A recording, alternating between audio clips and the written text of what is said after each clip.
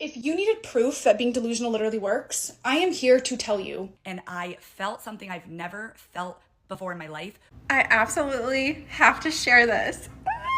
If you have a story about a law of attraction success, or about miracles, divine interventions, or happy glitches in the matrix, send it to me via email or on Instagram. The contact info is on the screen. This is the story of how I lied to my own dad to manifest my own business. Everyone loves this story, and I want to say I know you're watching this because you know that you are meant for so much more, and you are right. Don't listen to anyone who says anything in your life is not possible, because you know where you're going, and I'm going to prove that with this story. There will be no dad shaming here. I love that man, and you will be blocked. So I had manifested my dream corporate job at Saks Fifth Avenue. It was actually an insane manifestation, but that was my dream corporate job. Since I was a little girl, you know that saying, like, since Maddie was a little girl, she knew. I knew that I wanted to be an entrepreneur. I used to resell stickers to my parents. I just knew that I wanted to do that. So I would come home from my corporate job every single night, and I would sit down and I would literally manifest exactly what I wanted my life to look like, my dream business, even though I had no clue how it was gonna happen. Then the pandemic hit, and literally all my prayers were answered. I got furloughed from my corporate job, which gave me all the time in the world to build this business. I was honestly so excited because I already knew how manifestation worked. It looks like my world was crumbling, but I knew it was making way for my desires. And I was getting paid on unemployment because of the pandemic and because I was furloughed. So I'm like, it's go time. I tried drop shipping at first. It doesn't work out. And then finally I'm like, wait, I've always wanted to be a life coach. Always, always, always. But I felt like I was too young. Finally, I saw someone making 6 figures who was my age who had a course. Put down $1,000. I've never spent that much in my life on something like this. I was so scared, but I knew that that fell into my lap. And mind you, at this time, my roommates were my parents because I left New York City and I was living at my parents' house during the pandemic. Here's where it gets good. Saks calls me back and they're like, all right, you're done being furloughed. It's time to come back into work. And immediately my face goes white and I felt something I've never felt before in my life, which was certainty. In that moment, I knew I couldn't go back to work. In that moment, I trusted myself. And years leading up to this, I had been the biggest people pleaser in the world. My dad told me to go back to work. My mom, my sister, my best friend, like they're all like, go back to work and do this on the side. And I was like, I can't. I need to put my all into this. I can't have a distraction. This has to be it. So for the first time in my life, the only person I listened to was me. And I knew what I had to do and I followed that. And I called Saks back up and I said, I quit cold turkey. And I told my dad I got fired and he still has no idea. My dad did not understand and he was like, you should get a real job or you should be a life coach for a corporation. But I knew I wanted to be an entrepreneur. And so I literally worked my ass off. Within 3 months, I hit 10K followers on Instagram. I started taking clients. And 6 months later, I hit my first 10K month in my spiritual business coaching business. And I heard my dad on the phone bragging about my business to his friends. And then a year ago, my sister called me and said, you're never gonna guess what dad said. He said, you should build a business just like your sister. Now he's my biggest supporter and no, he still has no idea that I actually quit, but I learned such a valuable lesson that day. No one's going to believe you when you say that you are going to build your dreams, but you're just gonna have to show them. This is your sign to trust that feeling. You know where you're headed and you will always win when you bet on yourself. And follow me for more.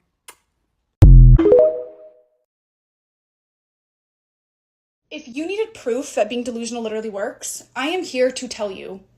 Being delusional literally works. Because I just landed my dream job with literally no prior experience. Please just hear me out, you guys. 2 months ago, I was working at a job where I was overworked, underpaid, I was stressed, I was exhausted, and I was severely unhappy. And up until the point where I decided to start being delusional, I had always been very realistic. Like I would always set my goals and set my expectations for my achievements based on what I thought was practical for my current circumstances. As it turns out, being realistic is actually a scam because all it does is it puts a ceiling or a cap to how successful you can actually be. Now, this next part is going to sound a little bit insane if you don't understand quantum physics or the law of attraction, but please just hear me out. The quantum field or the universe is unlimited. There is infinite potential in the universe for you to get whatever you want. Your reality is based on the limitations you have set forth in your mind. And those limitations develop when we start trying to use the past to predict the future. So what feels realistic based on what we've already accomplished is what we will continue to feel as realistic moving forward. And if you've been following me for a while, you know I always say this, time isn't real. Everything is actually happening simultaneously all at once. But if you're always using your past experiences to try and predict how successful you're going to be in the future and your future achievements, that threshold is always going to be there. You're always going to be limited to how much success you've had in the past. as opposed to just creating new levels of success using your imagination. And as we know, your thoughts create your reality. So if you start using your imagination to conjure up new levels of dreams and new levels of success, that's how you're actually going to break out of that mold that you put yourself in based on what you think is realistic from your past. Start being delusional. Start believing that you are capable of experiencing grand success outside of what you've experienced before. Because if you're able to imagine it, it exists in the quantum field. You just have to align yourself energetically with that desire or with that desired state, and then you can experience it. And how are you going to align with something that you don't even think is possible? You have to completely break out of the reality you thought was possible and realize that there is infinite potential. You can actually have anything you want. It doesn't matter where you're at right now or what you've achieved before.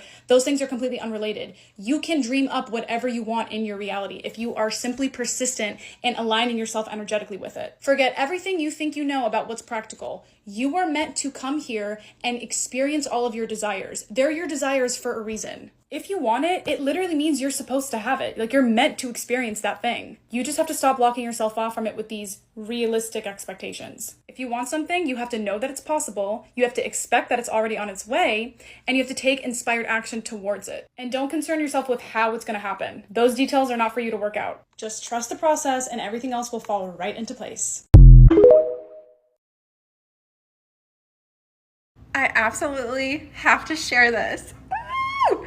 The power of persisting, the power of knowing what you want and then trusting that the universe has your back. Oh my God. Okay, so my husband has been encouraging me to look at EV cars for a while. And I don't know, I just wasn't interested.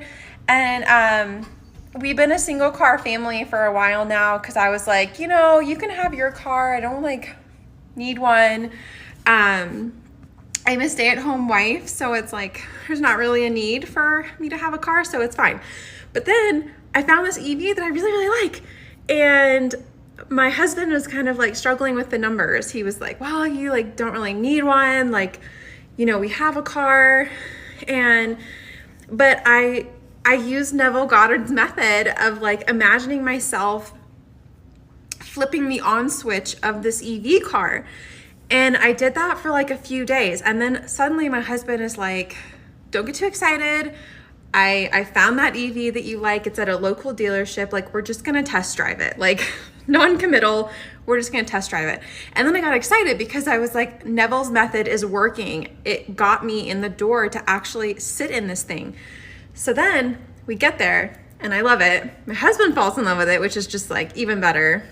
But when we talked to the dealer about numbers, my husband just couldn't get there. He was just that's too much, for how our use case and stuff. And so we left the dealer, and then 3 weeks goes by and I persist. I'm imagining it as I go to sleep. I see myself in the passenger seat, the driver's seat, turning on the on switch while I say out loud in my imagination, I freaking love this car.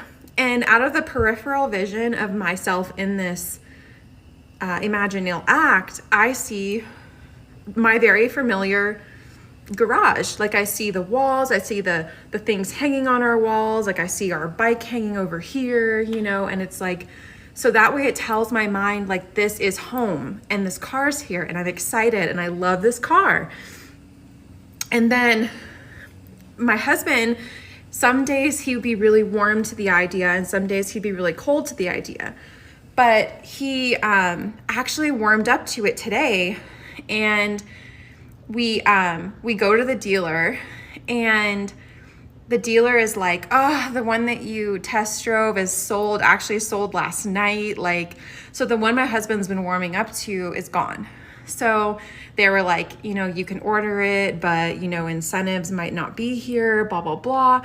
And the whole time I'm telling myself, this 3D is just not relevant. I know that's my car. I know I said I freaking love that car. And it's in my driveway. It's in my garage. And the whole time I'm reminding myself, God has my back. you're not giving me the car, you are not giving me the car, like God is giving me the car, and it's gonna work out. So we're leaving the dealer, and the man that we were working with was like, you know, we want your business, even though there's another one of our dealers about 100 miles away. Like, you know, we would really like your business. So anyway, we didn't even know about this other dealership.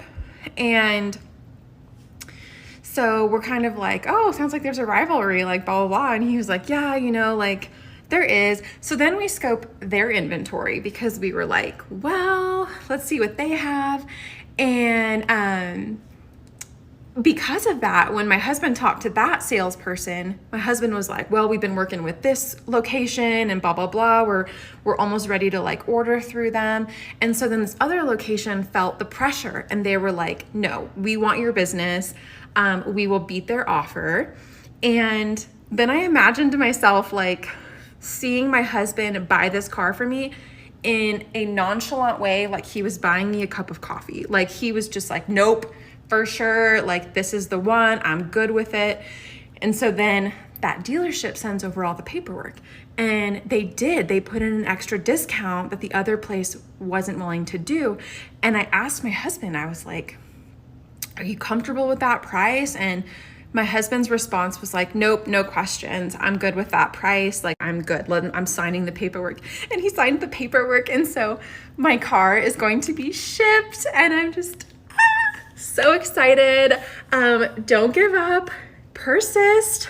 Neville Goddard knows what he's talking about. I forgot to add this part, but it's so relevant. Oh my God. So the car that we test drove the first time, the reason we wanted that one is because it had an interior that's unique. It had an interior that they don't really order much. You have to like personal order that.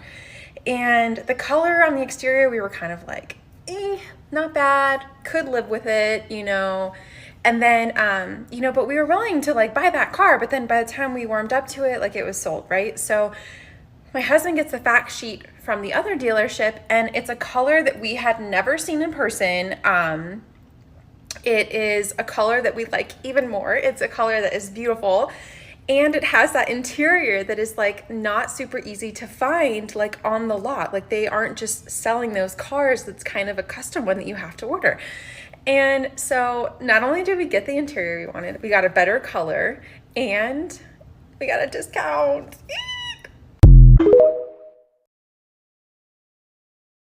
What do you think about today's success story? Give this video a like and write me a comment. I love hearing from you. Subscribe and press the black bell icon so you never miss an inspiring video. If you have a story about a law of attraction success, or about miracles, divine interventions, or happy glitches in the matrix, send it to me via email or on Instagram. The contact info is on the screen. Right now on the screen you also find a link to a playlist with all the success stories I posted so far. To retrain your subconscious mind to become a happy, optimistic, grateful person and a powerful manifester, watch these success stories every day. Make it a daily habit and notice the results in and around you. The Bible says, according to your faith be it unto you. So keep strengthening your confidence in your faith and in yourself. Thank you so much for watching. See you in my next video.